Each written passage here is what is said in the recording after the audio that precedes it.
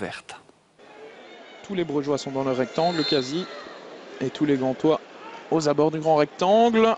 La tête au deuxième et la latte.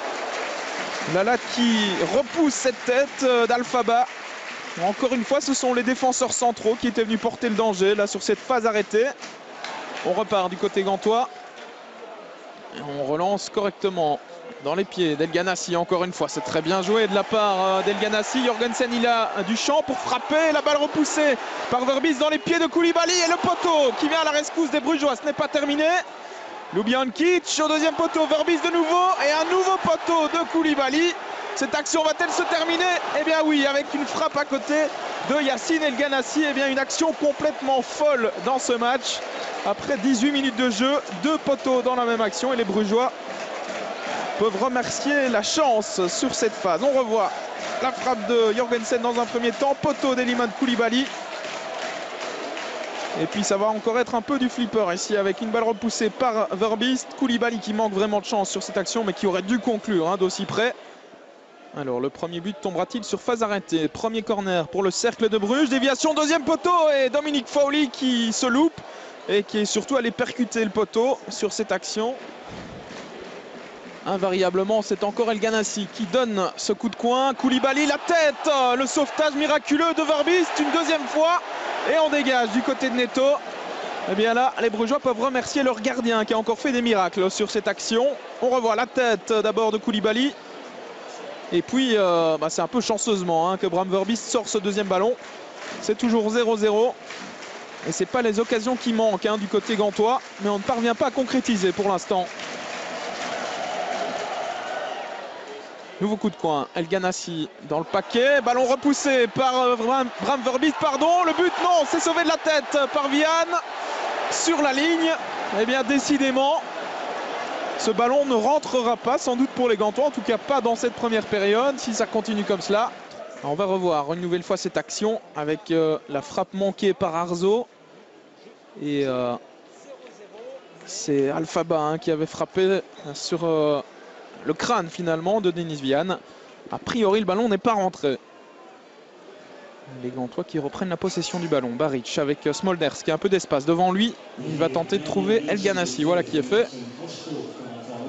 El Ganassi à toute vitesse avec Rudy qui revient dans son dos. Le centre extérieur pied d'El Ganassi et Vian qui se trouve. Et c'est encore une fois Bram Verbis qui est là pour sauver les meubles véritablement. El Ganassi face à lui, Rudy. La passe en retrait d'El Ganassi qui reste disponible pour Marco Soler. Retour avec le Diable Rouge. Attention, El Ganassi, la frappe, ça ne passe pas loin, c'était bien tenté. Là, il tente, il ose, il provoque El Ganassi. Il fait un bon match dans l'ensemble pour l'instant. Vaneno dans le rectangle. Face à lui, il y a Mario Baric. Les crochets de Vaneno. La passe, elle est bien jouée. Elle était belle. Et le poteau avec Fowley. Nouveau poteau. Et c'est Rudy maintenant qui va peut-être pouvoir frapper. Qui glisse une nouvelle fois. Eh bien, décidément, il devrait changer de pneu. Le Portugais. Et décidément, dans ce but, on a des actions complètement folles. Un premier poteau, Fowley qui se jette. Deuxième poteau pour sauver Frank Books. Et puis Rudy là qui ne parvient pas à frapper, qui glisse. Coup de coin d'El Ganassi. Premier poteau avec la frappe de Nahayo et une nouvelle parade 5 étoiles véritablement de Bram Verbis. Ce gardien, il fait un début de championnat tonitruant véritablement. Ce n'est pas terminé pour les Gantois avec Souler. À l'entrée du rectangle, la frappe de Ljubijankic et nouvel arrêt de Bram Verbis. Eh bien, on va pouvoir lui ériger une statue du côté de Bruges dès cette première journée de championnat parce que le gardien du cercle est véritablement en train de faire le match de sa vie aujourd'hui. Regardez cet arrêt du bout des doigts ou du bout du pied, encore une fois. Marco Soler qui perd le ballon au profit de Rudy qui est reparti dans ses dribbles. Alors, est-ce qu'il va tenir droit sur ses jambes cette fois-ci? Oui. Rudy, la passe, elle est magnifique. Christophe Dan pour le premier but, il est accroché. Et que dit Monsieur Verweken? C'est un penalty.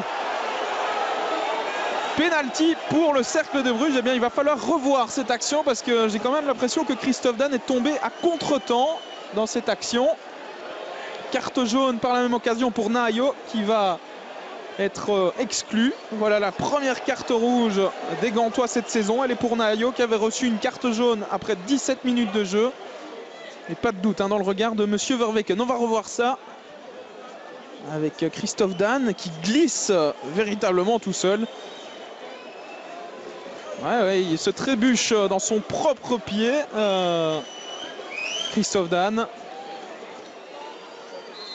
Alors, Oleg Yachuk à 10 minutes de la fin de cette rencontre pour le 1-0 via le montant. 0-1 plus précisément. Le Cercle de Bruges passe devant grâce à ce penalty véritablement généreusement accordé par Monsieur Verweken. Mais voilà, les chiffres sont là. C'est 0-1, ouverture du score pour le Cercle de Bruges par Oleg Yachuk. Et c'est la fin de ce Gantois Cercle de Bruges. Victoire du Cercle 0-1. Du côté brugeois, on se satisfera évidemment de ces 3 points arrachés grâce notamment à un exceptionnel Bram Verbiest dans les buts. Du côté de la Gantoise, on va sûrement pester sur ce penalty qui va encore faire couler beaucoup d'encre dans les jours à venir.